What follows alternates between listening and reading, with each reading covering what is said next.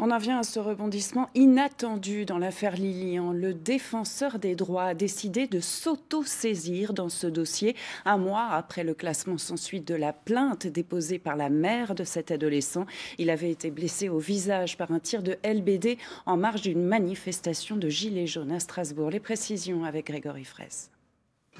C'était le 12 janvier 2019, lors de l'acte 9 des Gilets jaunes. Lilian Lepage vient de s'acheter une veste.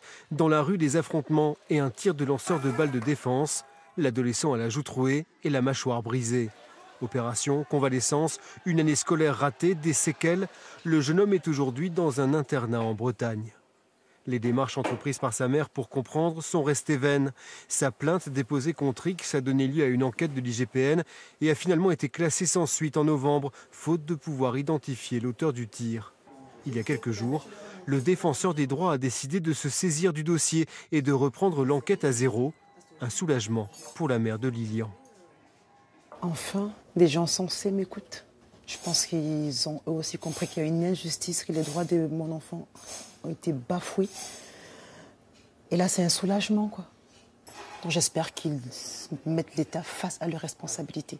Vous avez tiré sur ce gamin-là, vous allez assumer. Vous allez assumer. Il est rare que le défenseur des droits s'autosaisisse. Il le fait en l'espèce dans le cadre du respect des droits de l'enfant et des règles de déontologie. L'autorité administrative indépendante va pouvoir mener des investigations, entendre à nouveau les différents protagonistes et essayer de comprendre pourquoi on n'a pas pu identifier le policier auteur du tir. L'enquête va durer plusieurs mois.